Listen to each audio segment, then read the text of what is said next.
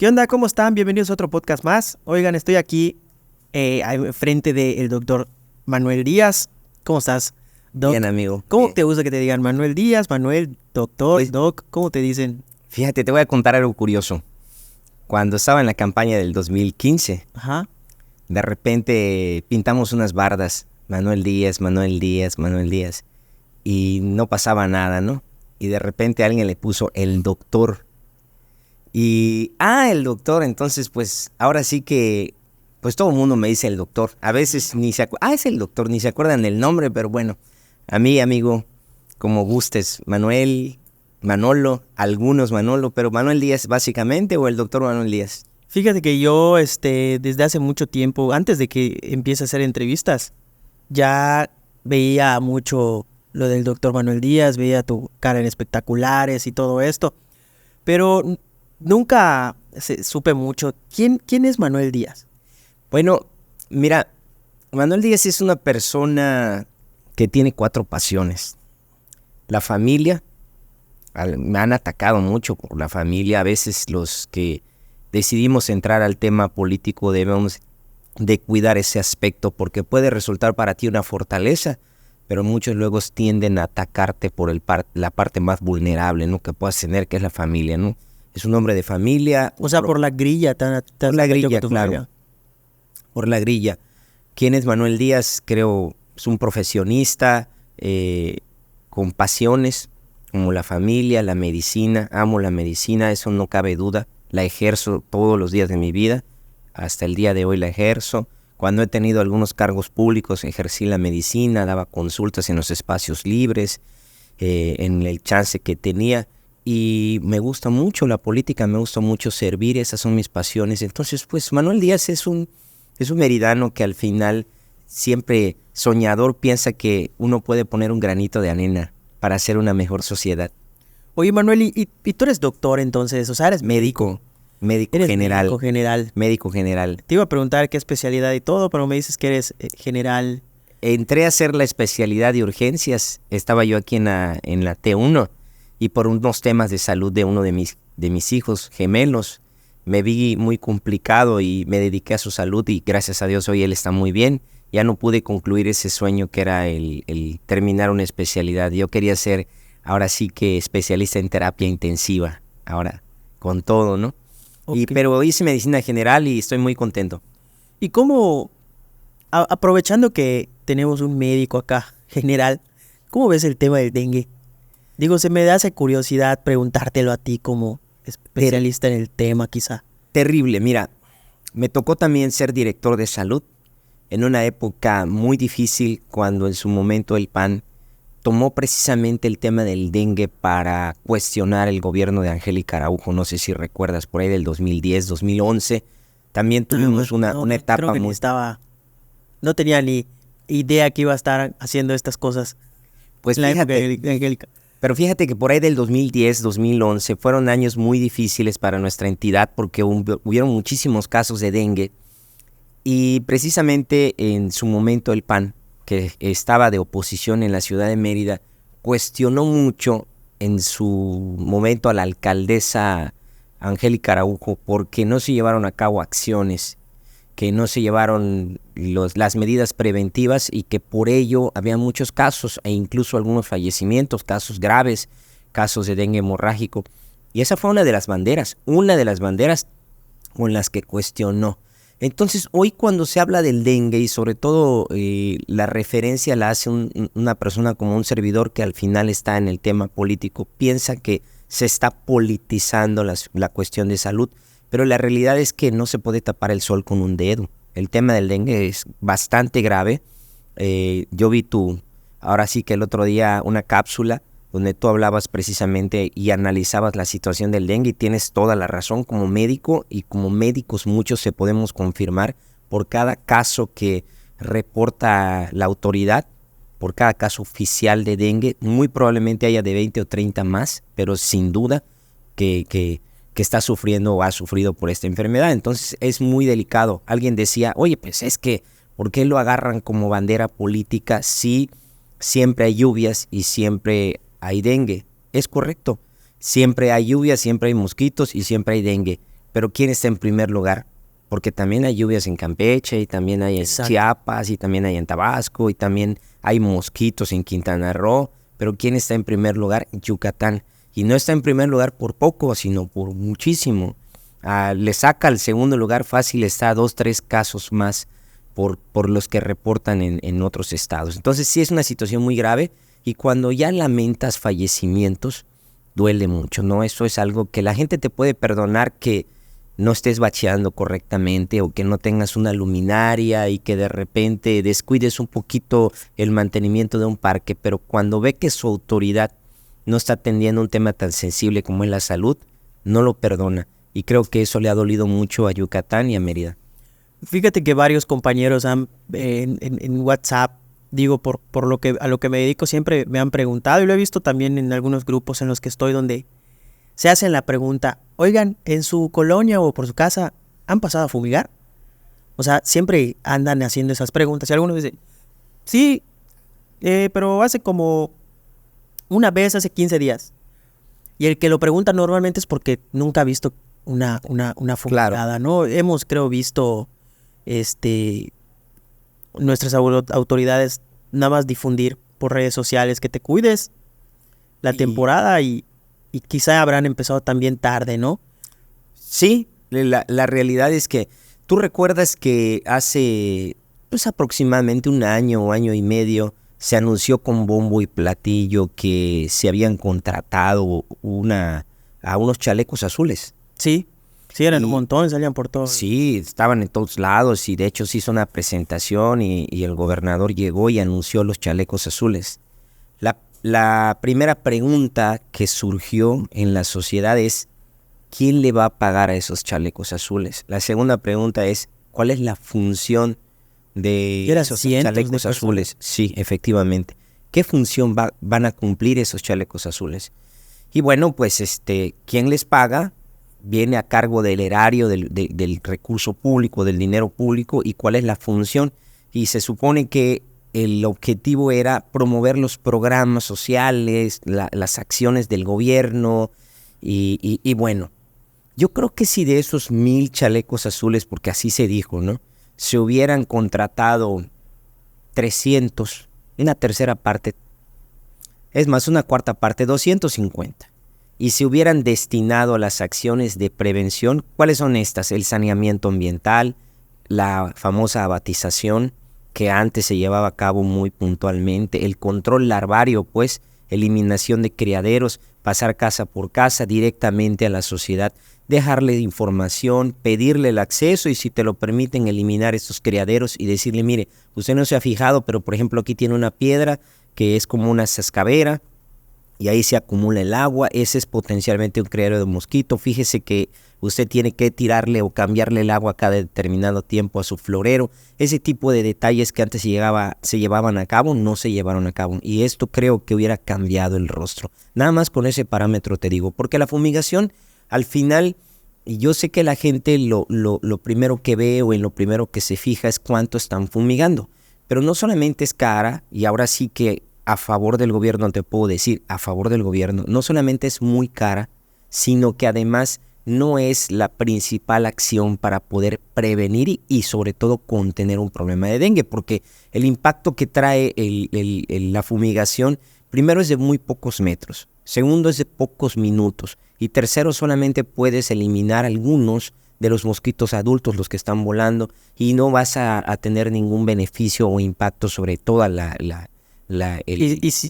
Si es que no está hasta rebajado ese líquido. Si es que además, si es siempre que hay agua rebajado. Sí, es un tema muy delicado, pero hoy, al final, fallecimientos, y esto lo dicen los médicos, se sabe en los hospitales, lamentablemente se maquillan los números, y la gente sufriendo, y el Estado, la sociedad también sufriendo, porque pues hay ausentismo laboral, hay ausentismo escolar, disminuye la producción en el Estado, sobre todo lo que sufre la gente. Y luego tú como padre que tienes que trabajar, pero tu hijo no puede ir a la escuela, o sea... Sí. No, el impacto cuando un problema de salud se sale de control en todos los aspectos de la sociedad es un impacto terrible. ¿Has atendido gente con dengue? Muchísimos, te lo juro que diario... ¿Qué ves que vives?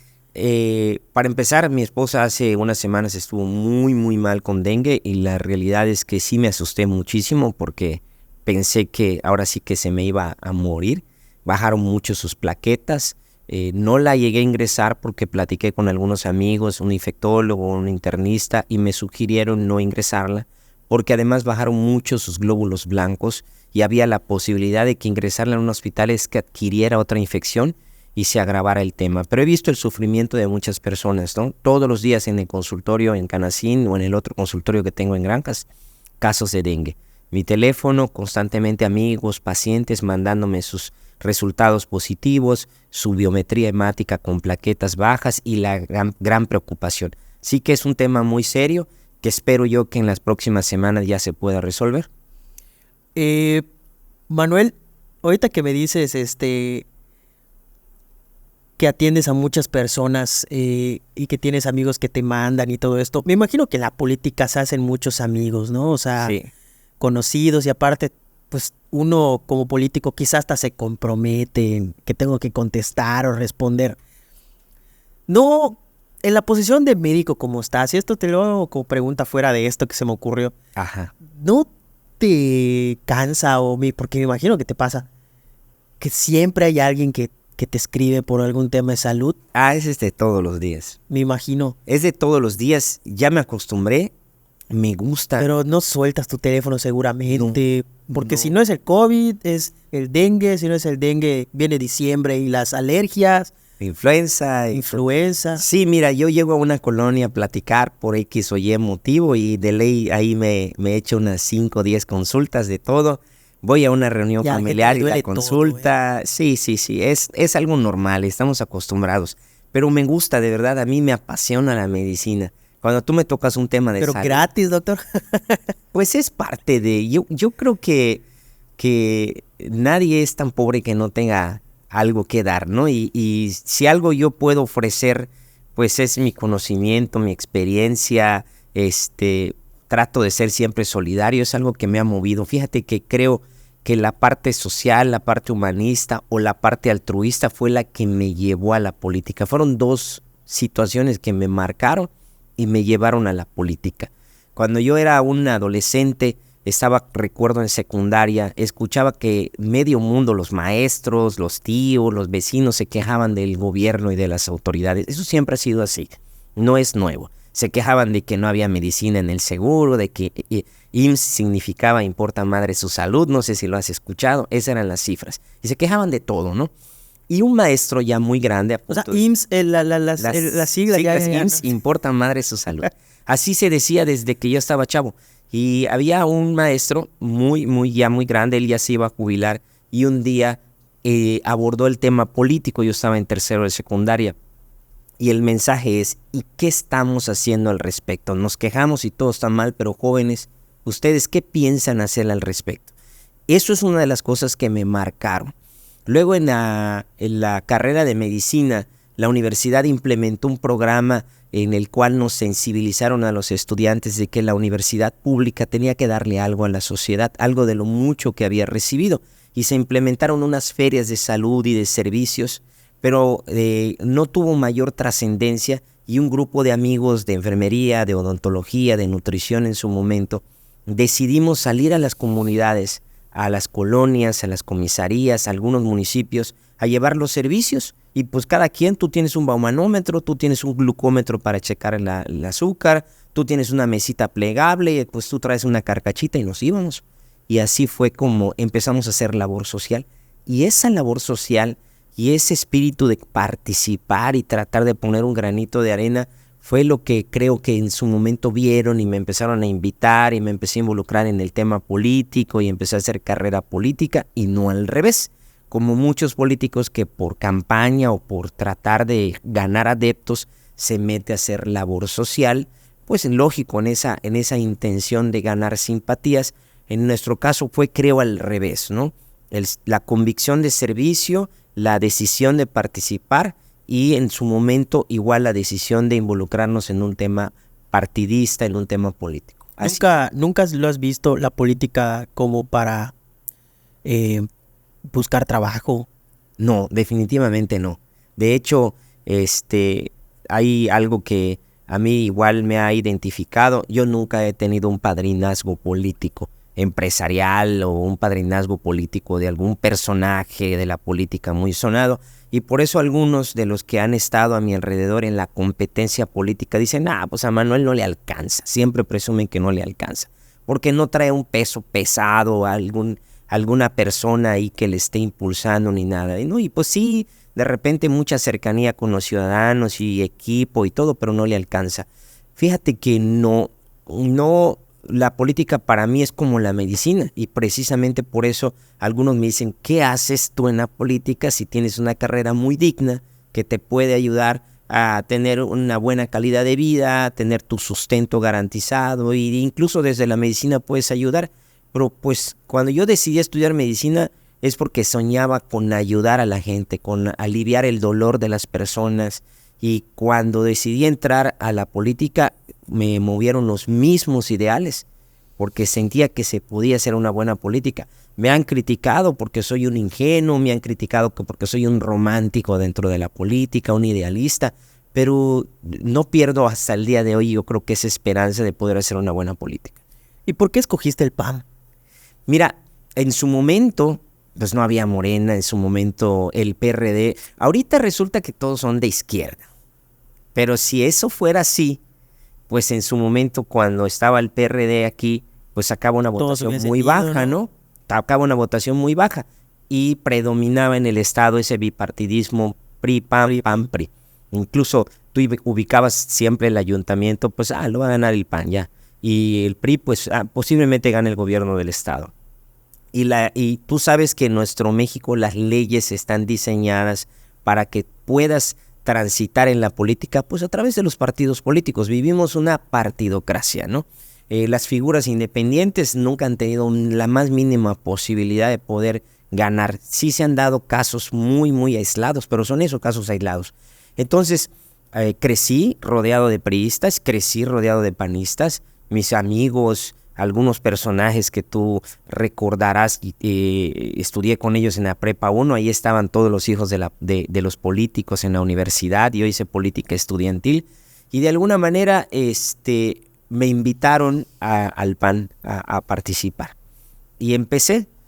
Yo, Salvador, estoy convencido de que todos los partidos tienen postulados muy bonitos. Todos te plantean esa posibilidad de trabajar por la sociedad, de ayudarla, de servirle. Unos hablan de humanismo y bien común, otros hablan de justicia social, otros partidos hablan del bienestar, etc. Pero al final son las personas las que corrompen las instituciones políticas. Les gana este fenómeno que es el poder, y luego empiezan a manipular todo bajo intereses solamente personales y grupales. Y se van perdiendo los principios en los partidos, los van haciendo a un lado. Y así en su momento le sucedió al PRI. Creo que el PAN también está en una crisis que se alejó de sus principios y le está sucediendo. Yo no vengo a hablar particularmente del PAN. Y si se descuida Morena, que hoy está en un momento de efervescencia, también puede perder esa confianza de la ciudadanía. Así que tiene una oportunidad para hacer bien las cosas. ¿Por qué a través del PAN? Me invitaron, en su momento quiero pensar que me dieron un espacio, llegué, trabajé, pensando precisamente en el bien común, tratando de ayudar y de servir, y creo que cumplí con creces. Pero pues tarde que temprano me di cuenta que no es un partido, sino es el negocio de un par de familias, y que si vas a estar allá no vas a trabajar por la sociedad, tienes que trabajar para ese par de familias. ¿Así lo ves? Sí, claro. Y hoy no está fuerte eso que estás diciendo. No te pues da miedo. O sea, hay una élite en Yucatán que podría estar manejando. Pues siempre ha habido, amigo. Siempre ha habido. O sea, y sucedió también en cierta manera. Pero eso te diste cuenta ya después. Pues sí, mira, a mí me toca tomar una decisión de si participar o no. Muchos dentro del partido se dieron cuenta de que... O sea, te digo porque ya fuiste diputado 2 veces. 2 veces, efectivamente. Y precisamente si creo que se me cerraron las puertas es porque yo estaba ahí de romántico y tal vez de terco y tal vez de idealista, pensando que los principios se podían aterrizar y se podían recuperar, pensando que verdaderamente se podía trabajar por el bien común y sobre todo cuestionando por qué todo lo que se criticó durante mucho tiempo del PRI se estaba haciendo al cuadrado en el PAN.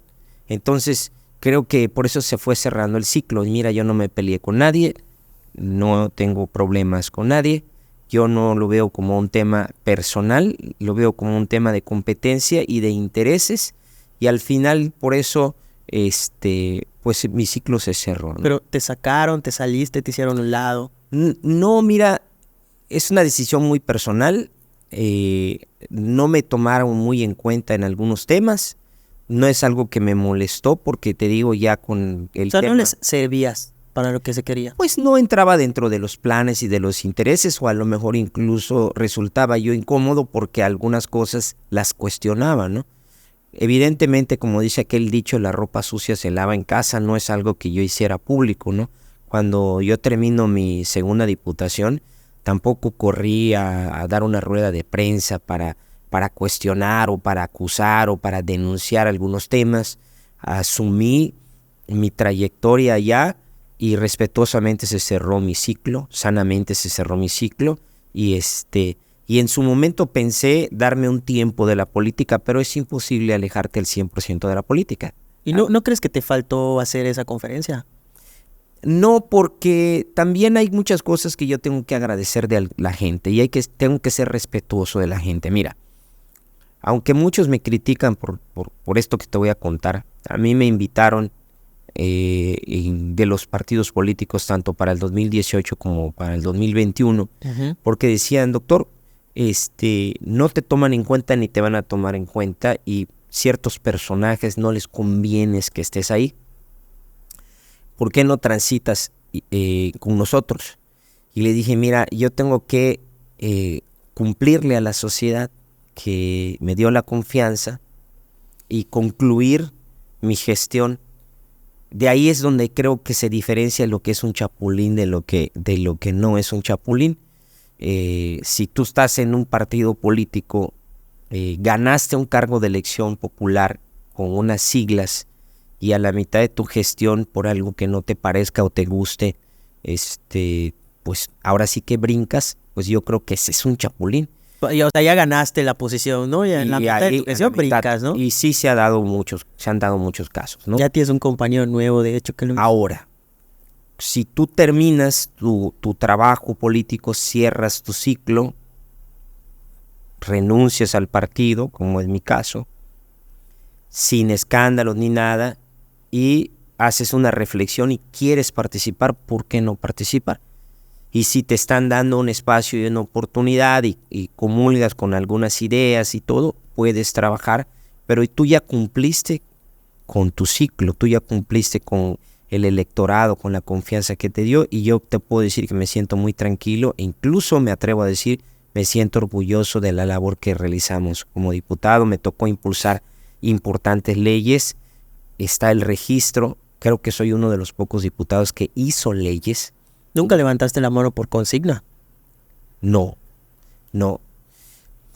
Hubieron muchas presiones y hay amigos que pueden dar fe de que cuestioné algunos temas, pero al final le dimos el voto de confianza en su momento tanto al PRI cuando gobernaba, porque me tocó ser diputado de oposición, gobernaba Rolando Zapata y me tocó dar el voto de confianza, y también en su momento cuando gobernaba el PAN y yo siendo diputado del PAN me tocó dar el voto de confianza. Por ejemplo, habían algunas cosas que se cuestionaban con la cuestión de escudo Yucatán, porque al final era una deuda pública, ¿no?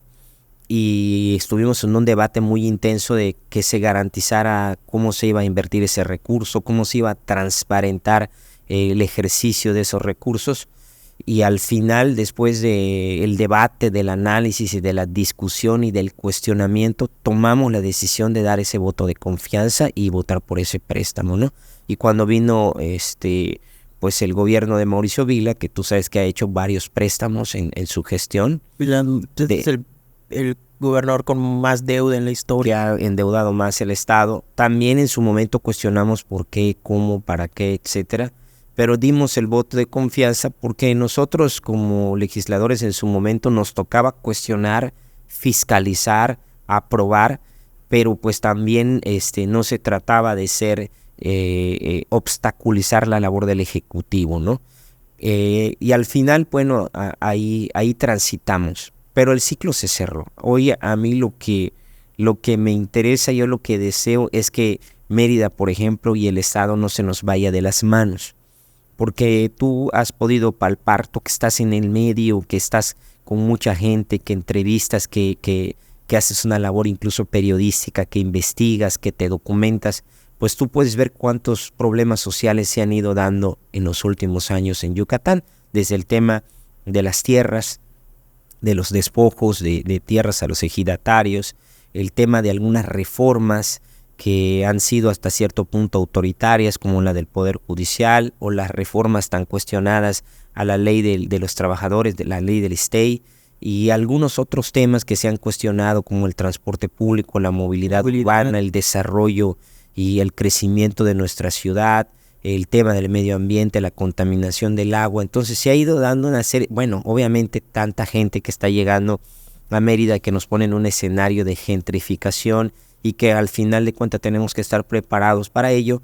Si tenemos únicamente políticos que están pensando en cómo llegar a hacer business al gobierno y que realmente no traen una mínima intención de cómo atender los problemas de la sociedad, ni mucho menos compromiso con el pueblo o con la sociedad, pues yo creo que Yucatán sí se nos va a ir de las manos. Y esto es algo que lamentablemente pasa cuando una entidad, una ciudad empieza a crecer y a crecer y a crecer, como está sucediendo con Mérida, por ejemplo. Manuel, ahorita vamos a hablar más adelante de esto de que Yucatán se nos podría ir de las manos, pero ¿en qué momento tú decidiste por Morena? O sea, ¿por qué no te fuiste al PRI, por ejemplo, o al PRD? Bueno, te comentaba, el PRD no ha sido un partido que a lo largo de la historia, y no me toca juzgar, se haya procurado por crecer sus estructuras y desarrollar cuadros políticos. En el caso de Morena, como te dije, yo ya estaba cuando surge el movimiento, ahora sí que cuando surge el partido, pues yo ya estaba en otro barco, ¿no? Y en respeto, vi la manera más sana y congruente de cerrar ese ciclo. Y claro que tomarte un tiempo y luego entrar. Claro. O sea, no brincar siendo diputado. Así es. Y recibí las invitaciones y analicé y bueno, desde hace mucho tiempo me di cuenta que todo eso que se decía de que Morena es un peligro para México, etcétera, Se vuelve Venezuela. Y que todo lo que se decía pues no era como tal. ¿Tú lo llegaste a pensar cuando estabas en el PAN? Fíjate que no. Ahí te hago un paréntesis. Una cosa que me ha ayudado a mí en mi transitar político es que yo nunca he sido un político que viva cuestionando públicamente. En su momento, insisto, cuando estaba el PRI, no utilicé la tribuna ni los medios de comunicación únicamente para denostar, cuestionar o acusar sin fundamento al PRI. Y por eso creo que hoy tengo muchísimos amigos en el PRI y no tengo problemas con los priistas. Y de igual manera, en su momento, cuando ya gobernaba Morena y yo era diputado, tampoco era mi afán utilizar la tribuna y todos los espacios públicos para cuestionar todo lo que hacía Morena. Porque al final, como me enseñó, ahora es que un peluquero igual muy viejito, que me cortaba el pelo cuando vivía yo por el centro, para hablar hay que tener la lengua larga y la cola chica. Y entonces si tú vas a ir a cuestionar a otro grupo político y estás viendo que en tu lugar pues igual se cuecen habas, ¿cómo lo haces, no? ¿Por qué no me fui al PRI? En su momento tuve la invitación y la oportunidad de transitar a través del PRI, porque te dije que yo crecí con los líderes estudiantiles, todos allegados al PRI, pero nunca se dio ese espacio, y aparte yo veía al PRI precisamente en una crisis y en una decadencia, ¿no? Que no me toca juzgarla, nada más pues señalarla, ¿no? En el sentido mencionarla. Y no había la posibilidad, porque veíamos cómo precisamente muchos de los temas que se están dando ahorita en el PAN, pues ya se estaban dando en el PRI. Entonces, era un tema de desligarse y alejarse totalmente de la política o seguir en el camino. Y a mí me gusta la política. En su momento dije, no por un gobernador o por un alcalde o por una familia que no quiere que yo haga política en un lugar, voy a dejar de hacer política. Pero ¿por qué en Morena? O sea, ¿tú crees en la ideología de la 4T? Hoy estoy convencido. ¿Crees en el presidente? Estoy convencido de él. Y sé que Mérida es una sociedad... ¿Pero en qué momento te llegó esa evangelización de color? No es una evangelización. Digo, diciéndolo así de una manera que de ser panista te pasas de un partido muy opositor. Sí, mira, a ver, déjame decirte que si te refieres al tema de las izquierdas y que si la derecha y todo, te puedo afirmar que no todos los que están en el PAN tienen ideas de derecha. No, y te puedo afirmar que no todos los que están en Morena son de izquierda y tienen ideas de izquierda. Están puestos ahí también. No, hay de todo, ¿no? Hay quienes comulgan con unas ideas y no. Y a mí nunca me ha gustado transitar en la ruta del maniqueísmo, ¿no? De que todo es bien o mal. Todo lo tuyo es malo y todo lo mío es bueno. Sí. Entonces, precisamente creo que por eso yo no pude tener mayor trascendencia dentro de la institución en la que estuve, porque no estaba de acuerdo con todo lo que sucedía. ¿Ok? Hoy yo veo muchas cosas positivas del gobierno. Lo primero es, no hay duda que en el 2018, priistas, perredistas, verdeecologistas, emesistas, incluso panistas votaron por el presidente, porque él trajo un mensaje de esperanza. Y aunque había mucho miedo y desconfianza, incluso aquí en el estado el presidente tuvo excelentes resultados, porque si de algo estaba convencida la ciudadanía es que México tenía que cambiar o transformar, como se decía. Y eso es una realidad en la que hemos creído todos. Hubieron dudas porque las expectativas eran muy altas. De acuerdo. Hubieron cuestionamientos y, como te digo, incluso algo de temor de que pudiera venirse abajo el país. Sí, conforme el tiempo pasa, las expectativas se empiezan a cumplir. Claro que yo pienso que hay grandes retos y pendientes de este gobierno. ¿Tú ves mejor el país que antes? Yo creo que al país lo veo por buen camino. En algunos aspectos está mucho mejor. En otros aspectos creo que todavía no ha resuelto. ¿Como el de seguridad? Como el de seguridad. El de seguridad, cuando a mí me preguntan por el tema de seguridad, sin el ánimo de defender al presidente de la política, te la voy a responder en términos médicos. Ahora sí que es como un cáncer que en lugar de que lo detectes en etapa 1, ¿sí?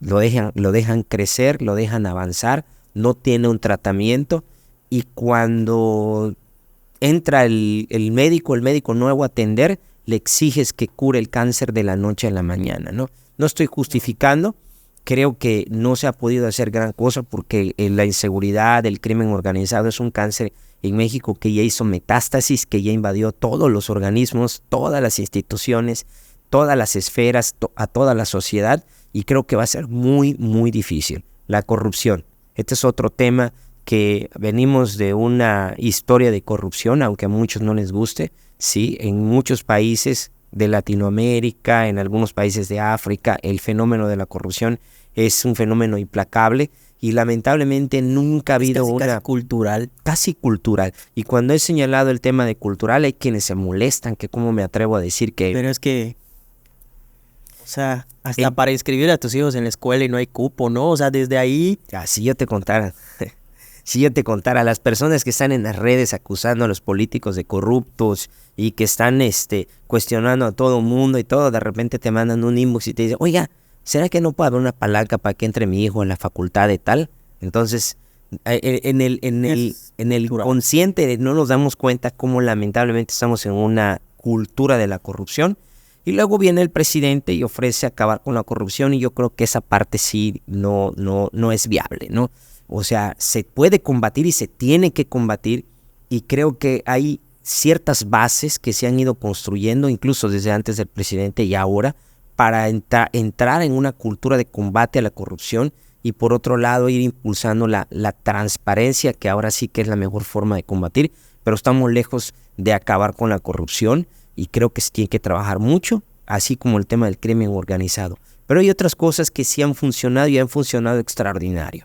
Y te pudiera yo dar miles de ejemplos, pero cuando dice Morena la esperanza de México, Nosotros estamos atravesando por una sociedad muy desanimada, molesta, harta, cansada, sin fe, nada de fe, ya no creía en ningún político y de repente le vuelve a dar una oportunidad a un gobierno como el gobierno del presidente AMLO y la gente empieza a ver ciertos resultados. Y tú me dirás, ¿es porque los han comprado con los apoyos sociales?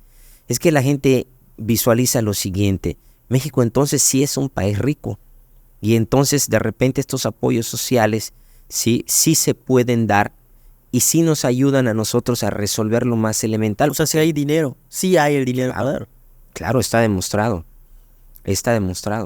Al final, mira, creo que hay cosas que han funcionado. Muchos dicen que el tema de el peso no tiene nada que ver con la política económica. Muchos dicen que ese porcentaje de pobres, que esta reducción de la pobreza que se dio de acuerdo al último censo del INEGI no tiene nada que ver con la política social y la política económica del presidente. Muchos dicen que muchos apoyos están llevando a México a un quebranto, etcétera. Pero hoy vemos la economía estable. Cuando hablamos de la inflación, que es otro elemento que podemos tomar como un parámetro, es verdad que la inflación en México ha sido ligeramente superior a la de otros sexenios. Sin embargo, si nosotros lo comparamos con el incremento al salario mínimo, que si la inflación era del 6% anual, el salario mínimo incrementaba el 3 o el 4 o máximo el 5%. Ahorita podemos tener una inflación del 8 o el 9, pero el salario sube el 20, el 30%. Entonces, esto le ha dado un poquito más de capacidad de poder adquisitivo, sobre todo a las familias que más tienen, y la gente está un poquito más tranquila, como que tiene un poco de esperanza. Y hoy, para que la gente más necesitada pueda salir adelante, necesita ese bálsamo, necesita esa medicina que les dé un poquito de ánimo y de esperanza para que luchen, porque muchos ya habían pedido la esperanza en México. Y definitivamente falta muchísimo por hacer, pero ahí estamos, ¿no? En este tema que hablamos de seguridad, ¿no te da, bueno, a mí me da temor que llegue un partido como en el que militas en Yucatán y se pierda la seguridad, ¿no? Pues ya ves que todo el país está pasando por este tema. También confío en que de antes se maquillaban cifras de crímenes y todo eso, ¿no? Y ahorita no tanto. Pero ¿no te ha sonado eso por ahí? ¿No te lo han dicho? Que si llega Morena a Yucatán, sí, seguridad es algo que me han dicho. Oye, ¿por qué Morena si Morena va a prohibir las religiones? ¿Por qué Morena si Morena va a cerrar las iglesias? ¿Por qué Morena si donde gobierna Morena hay crimen organizado? Y todo este tipo de cuestionamientos. Mira, tú estarás consciente de que en los últimos años uno de los estados donde más ha crecido y se ha desarrollado la delincuencia es Guanajuato. Sí, de hecho no salía ni en los... Uno de los estados donde ha habido mayor incremento del crimen organizado y delincuencia, a decir incluso no solamente de lo que yo pueda leer en redes, gente que ha venido de Guanajuato, que conozco, que ya vive en Mérida, amistades que tengo de Celaya, de Irapuato, que me dicen que está terrible. ¿Y quién gobierna Guanajuato? Entonces, el fenómeno del crimen organizado y de la delincuencia no es propio de Morena. Lo entiendo que lo manejen como un discurso político partidista, ¿sí? O como una de las tantas estrategias para poder generar este temor. Pero la realidad es que hay estados que fueron gobernados por el PAN o por el PRI durante muchos años y ahí se gestó y se desarrolló y fue floreciendo y fue creciendo el crimen organizado. Entonces, la realidad es que pensar que el crimen organizado es sinónimo de Morena, pues es para los que se han dejado cuestionar. ¿De qué va a depender mucho? De la sociedad yucateca. Si la sociedad yucateca sigue estando cuestionada y sigue manteniendo valores, yo creo que Yucatán en ese sentido se puede blindar o al menos puede contener la llegada de este crimen organizado, que por cierto, Salvador, lamentablemente ya llegó, pero no se ha desarrollado como tal. Y lo sabemos y llegó desde hace mucho tiempo. No está llegando en el caso de que gane Morena y eso lo sabemos. Ahora, Por un lado, los mismos que en un momento dado cuestionan que Morena, al llegar Morena o de ganar Morena, se pueda desarrollar el crimen organizado, son los mismos que han propiciado que la gente venga de fuera a vivir a Yucatán. Porque en ese interés de vender Mérida y vender Yucatán, Una promoción peligrosa. han promovido. ¿Por qué promueven? A ver, no todos los que promueven a Yucatán y particularmente a Mérida lo hacen con la mejor intención. No sé si estás de acuerdo, ¿no? Ya se ve hasta en el tema de las tierras que se... A ver, claro. Algunos sí lo harán en un sentido de orgullo, sí, y presumiendo a una ciudad tan hermosa, tan bonita, con tanta riqueza cultural, tradiciones, costumbres, con tanto potencial. Y esa parte es bueno. Pero otros, dentro de esa supuesta promoción y orgullo, lo que traen es un interés económico. Y es porque hace muchos años vieron en Mérida, precisamente por su perfil de seguridad y de paz social, una oportunidad para hacer un negocio. ¿Y cómo? Las tierras, desarrollos inmobiliarios, fraccionamientos, el negocio. Ya compré, ya construí, ya invertí, ¿y ahora qué hago? Lo vendo. ¿Y a quién se lo voy a vender? Los de afuera. Los de afuera, porque los de Mérida ya tienen casa. No, y no pueden comprar. Uno, no pueden comprar. Y dos, ya tienen por casa. Los precios. Entonces, ¿a quién los vendo? jóvenes no tenemos acceso ya casi a tener una... Todos mis amigos rentamos. Muy pocos tienen casa propia.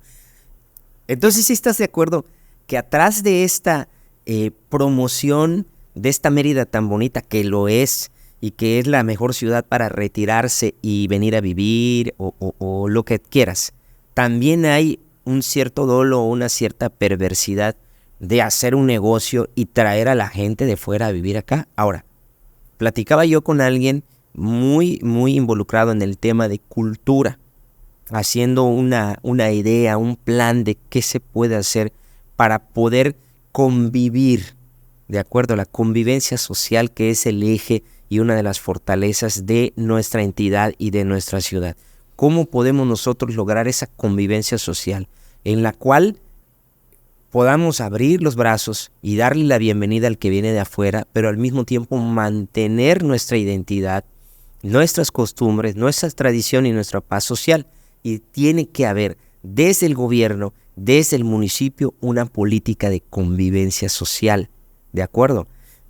Resaltar constantemente nuestros valores y nuestras tradiciones, nuestras costumbres, y hacer un llamado a todo el que vive aquí a darle la bienvenida al que llega de fuera, y a todo el que llega de fuera a respetar a todo el que vive aquí y es de origen meridano, yucateco. Y se tiene que hacer en Salvador, porque con toda la promoción que se ha hecho de nuestra entidad, es inevitable. No podemos evitar que Mérida vaya a seguir creciendo. Eso no va a ser posible. El estado va a seguir creciendo. Además de que también Mérida está volviéndose un punto, Yucatán se está volviendo un punto estratégico para la inversión. Estamos en una península, se está desarrollando una plataforma logística para que también a través de lo del Tren Maya, lo del puerto de altura, sea un polo de intercambio comercial para que vengan empresas, para el transporte, no solamente de carga, sino de turismo, de pasajeros. Oye, pero mira, eso ni siquiera ha llegado, ya somos la ciudad más cara del país. Desde luego, y es natural que esto suceda. Pero ya tan rápido, o sea, sí, Monterrey... tienes toda la razón. Y por eso, no es nada más, quiero gobernar porque soy la última Coca-Cola del desierto. No, yo hago votos para que de cualquier partido, incluso esto también lo tienen que tomar en cuenta en Morena, lleguen los mejores perfiles. Gente que no esté viendo nada más, ay, qué padre es estar en el reflector. ¿Te has fijado que a mí no me desvive estar en el reflector? Sí, lo he notado. Hasta te iba a decir hace rato, ¿no será que te falta un poquito de grilla para llamar la atención? Yo entiendo, y muchos de los amigos de los que me apoyan me dicen, es que más redes, más esto, más escándalos, me dicen, porque si no, no vendes. Y le digo, bueno, yo sé que hay quienes creen en la polémica y todo para vender. Mi trabajo siempre ha sido en campo, en tierra, en las colonias. Muchos pueden conocer a los personajes por los espectaculares. Yo he tratado de que me conozcan en sus casas, en sus colonias, a través de las ferias de la salud, a través de las pláticas vecinales, en un intercambio de ideas.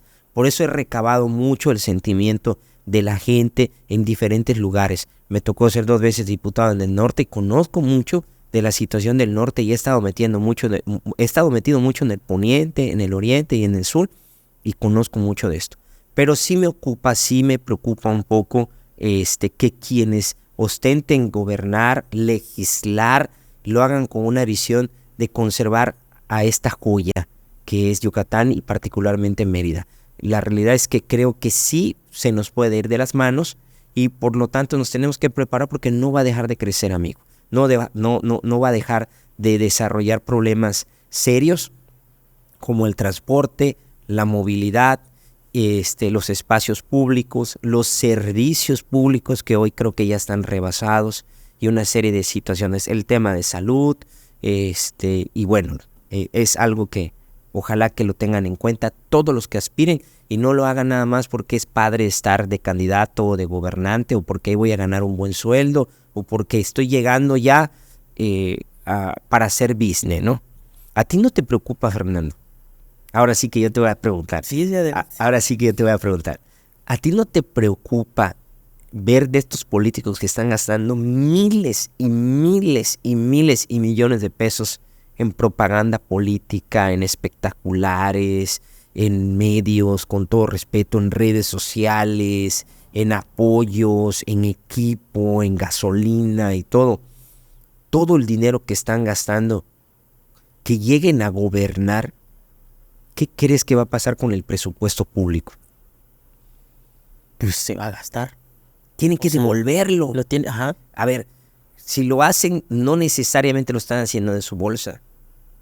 Lo están haciendo porque tienen patrocinio y financiamiento, pero ya es un financiamiento y un patrocinio obsceno. Entonces, ¿para quién van a gobernar estas personas? Pues para sus padrinos y para sus patrocinadores. Para los que les prestaron la lana, ¿no? Claro, y por ahí se dice que no tienen que devolver lo que prestaron, tienen que devolver 2 o 3 tantos. Entonces, estos personajes que ya han gastado tantos millones, cuando ganen ya tienen comprometido gran pedazo del presupuesto público. Y por lo tanto, los intereses de la sociedad o del pueblo, sí no están en su primer término, en su primer plano. Tienen que corresponder precisamente y devolver a todos sus patrocinadores, a todos sus padrinos. Por eso es muy obsceno lo que se está gastando en la política y me preocupa, pero todavía falta mucho para poder analizar cómo votar. Es un tema difícil, así a mí me lo preguntas como comunicador, porque pues a nosotros como medios de comunicación pues conviene. Sí, claro. Y digo, habemos gente como nosotros que también creamos empleo, ¿no? Y gracias a sí, eso claro, desde luego. Podemos pagar sueldos, ¿no? Pero qué bien o qué padre sería que salga de la bolsa del candidato, políticos, ¿no? Digo, ya, esos ya son otros temas que tampoco es nuevo, ¿eh? No es nuevo, no, o sea, pero sí. Pero esta vez se vio muy exagerado. Muy exagerado, claro. O sea, fue así descarado, o sea, casi violó la ley y solo porque no la violé por completo, porque me puse un preservativo, ¿no? Hablando médicamente. O sea, digo, para que la gente que nos ve lo entienda.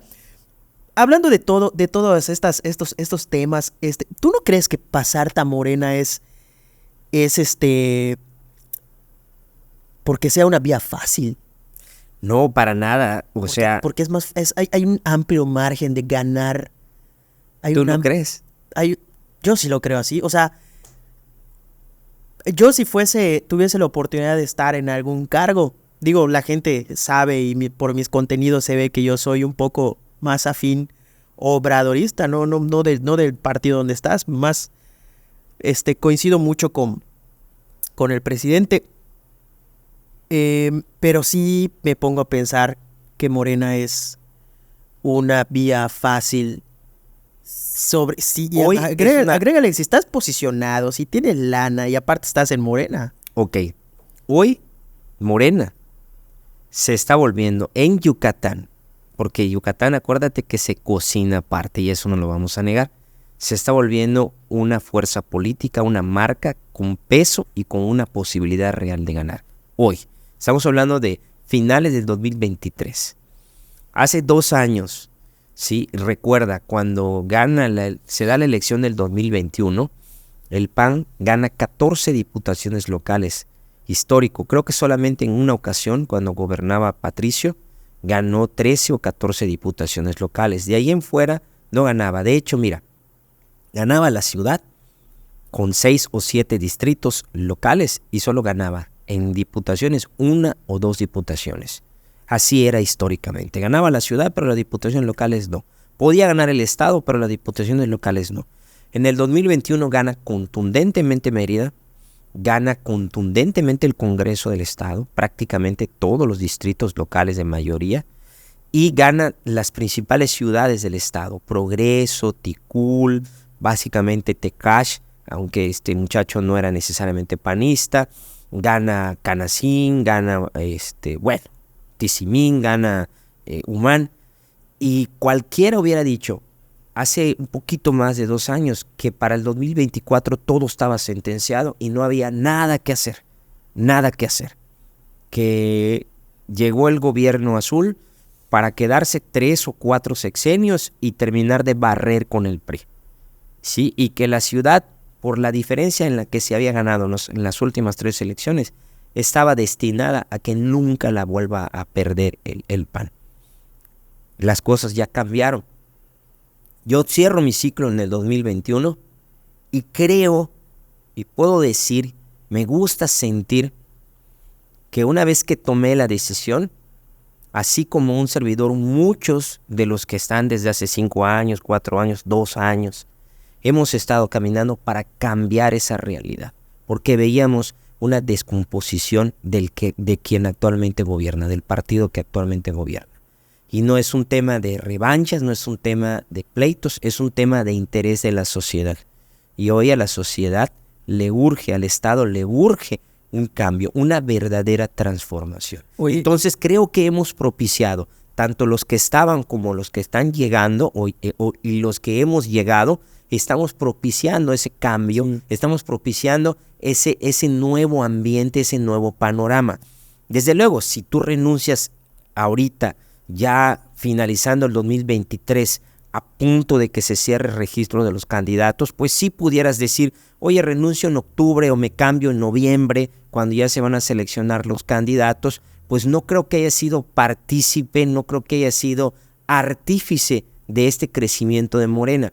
Yo no fui artífice del crecimiento de Morena desde el 2018, por ejemplo, para acá, porque todavía en la elección del 2015 que participó Morena, pues pocos conocíamos del partido. Se sabía en el centro que había surgido un movimiento que impulsaba el presidente entre el 2014 y el 2015, y en la elección del 2015 en algunas entidades incluso no tuvo participantes, no tuvo candidatos. De acuerdo, pero ya para el 2018 sí empieza una realidad, y sí, efectivamente, yo no estuve en esa elección de 2018, pero he estado caminando y lo primero que he procurado hacer es dialogar con muchos de los fundadores, pues para pedir permiso, para que me den esa confianza, para que me puedan recibir, para que vean que quiero construir y que quiero ser parte de esa transformación de Yucatán. Hoy sí te puedo decir que tienes toda la razón, hay una posibilidad, es muy viable que Morena pueda ganar el estado e incluso la ciudad, es correcto, pero yo no me cambio como cierto personaje hace 3 días, porque veo que la candidata o la virtual candidata a la presidencia de la República, la doctora Claudia, lleva 30 puntos de ventaja y es muy probablemente la siguiente presidenta en el país. Bueno, yo empiezo a trabajar y a construir desde hace un tiempo. Y estoy seguro que algunos tendrán todavía desconfianza, estoy seguro que algunos tendrán sus dudas o sus resistencias, y lo entiendo como algo normal, es el derecho de piso. Y mira, si al final, mi estimado Salvador, no se da la oportunidad de que nosotros estemos ahí coordinando, empujando, encabezando, ¿sí? Lo que sí quiero es ser, y eso muchos lo saben, garante de que Yucatán se transforme para bien. Te quería preguntar, sobre ese personaje, pero creo que ya lo respondiste. ¿Qué piensas, no? Las personas que nos ven tendrán ahí su análisis, pero mejor paso a preguntarte, ¿qué busca Manuel Díaz? ¿Buscas la alcaldía? ¿Buscas otra diputación? ¿Cuáles son tus aspiraciones? Mira, a pregunta directa. Sería malo, hasta ciertamente grosero, decirte que no estoy buscando un tema legislativo, porque creo que hay mucha gente que anhela tener esa oportunidad de representar a la sociedad y estar en un cargo como diputado, ¿no? Pero no es mi proyecto, al menos no lo tengo en mente. No obstante, si a mí me invitan y por el perfil, por el equipo y por el trabajo político me dan esa opción de participar, lo haré donde pueda contribuir a construir precisamente esa transformación del Estado. Evidentemente, mi trabajo sólido desde hace años es en la ciudad de Mérida. Y sí, claro, a mí me gustaría participar por Mérida y estoy valorando que una vez que emita la convocatoria, pues cumplir con los requisitos y registrarme y someterme a la encuesta de la gente, ¿no? Tanto de los de Morena como los de no Morena. Eso sí, pero pues habrá que ver la convocatoria, los tiempos. Yo creo que ya estamos próximos y en su momento, si hay la posibilidad, me registro y que el pueblo decida. Y si no, donde podamos ayudar. ¿Y cómo ves esos números de Morena en Mérida y en Yucatán? Como te decía, hoy el panorama ha cambiado mucho. Antes se decía que tenía que ser los personajes los que le dieran el aire, el refresh y el impulso, y que la marca no iba a subir. Hoy, como tú lo señalaste hace un rato, gracias a la fuerza del presidente que se ha mantenido, es muy raro ver un presidente que hacia el final de su sexenio siga manteniendo niveles de aceptación y popularidad, sí, y que vaya demostrando con el tiempo, efectivamente. Esto ha hecho que la marca hoy ya tenga un peso específico gracias al obradorismo, gracias al trabajo del presidente. Y ya no depende tanto de ciertos personajes. Hay quienes siguen diciendo que tiene que venir alguna persona muy popular para poner la cereza al pastel. Puede ser, y hay que contemplar todas las posibilidades. Puede ser que hoy, como tú señalabas, con un buen perfil, con algo de capacidad, de trayectoria, algo de recursos, porque al final de cuentas esto es un tema de recursos, y la marca y la estructura que hoy ya tiene, Mérida fácil lo puede ganar Morena.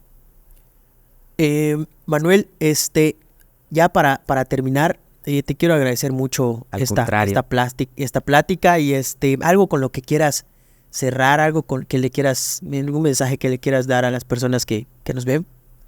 Pues mira, como dicen ahorita en cierto equipo de fútbol, yo elijo creer que en nuestro estado y en nuestra ciudad va a estar mejor a partir del 2024. Creo que vienen buenos tiempos y esto depende de todos, no nada más de los políticos. Depende de escoger a la gente que esté en la boleta, que la sociedad sepa escoger a los mejores perfiles, a la gente que traiga un perfil de responsabilidad, de resultados, de honestidad, de capacidad. Por ahí alguien me decía que en los tiempos actuales nadie toma en cuenta las propuestas, pero yo sí los invito a que tomen en cuenta las propuestas de los candidatos, qué ofrecen, qué proponen, pero sobre todo que sean propuestas viables. No, se acabó la corrupción y acabo con la pobreza, no, que te planteen lo que van a hacer y cómo lo van a lograr. Y yo veo con mucho entusiasmo que vienen buenos tiempos para Mérida y para Yucatán. De otra manera me preocupa que se nos vaya de las manos. Y nosotros aquí vamos a estar.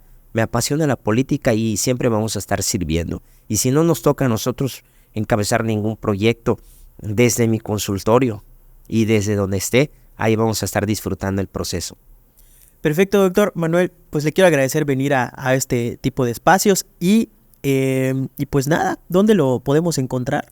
Pues yo estoy en mis redes sociales, básicamente Facebook, Dr. Manuel Díaz Suárez, y en Instagram Manuel Díaz MX. Ahí estamos para servir a todos. Me han estado invitando a las colonias porque traigo un programa desde hace 17 años de ferias de salud. Son ferias de salud pequeñitas. Generalmente algún vecino me abre las puertas de su casa, me presta un porche, un terrenito, un patio.